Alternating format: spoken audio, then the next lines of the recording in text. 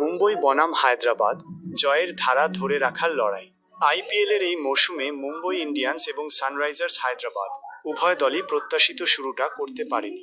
League টেবিলের নিচের দিকে অবস্থান করা এই দুই দল অবশ্য তাদের শেষ ম্যাচে জয়ের স্বাদ পেয়েছে, যা তাদের আত্মবিশ্বাসকে নিঃসন্দেহে চাঙ্গা করেছে।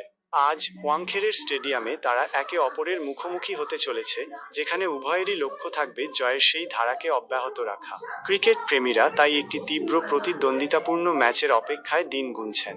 আইপিএলের ইতিহাসে মুম্বই ইন্ডিয়ান্স এবং সানরাইজার্স হায়দ্রাবাদ মোট 23 বার একে অপরের বিরুদ্ধে মাঠে নেমেছে।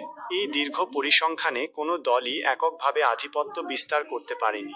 মুম্বই 13টি ম্যাচে জয়লাভ করেছে, যেখানে সানরাইজার্সের ঝুলিতে রয়েছে 10টি জয়। এই পরিসংখ্যান স্পষ্টতই প্রমাণ করে যে দুই দলের লড়াই কতটা সমানে সমানে হয়েছে। ওয়াংখেড়ের পিচ বরাবরই তার বাউন্স এবং গতির জন্য বিখ্যাত, যা ব্যাটসম্যানদের সাবলীলভাবে শট খেলতে সাহায্য করে। আজকের ম্যাচেও এর ব্যতিক্রম হওয়ার সম্ভাবনা কম। তবে বিশেষভাবে উল্লেখযোগ্য হলো এই মাঠের বাউন্ডারির দূরত্ব প্রায় সব দিকেই সমান। এর ফলে কোনো নির্দিষ্ট দিকে শট খেলা বা ফিল্ডিং সজ্জা নিয়ে অধিনায়কদের অতিরিক্ত কৌশলগত চিন্তাভাবনা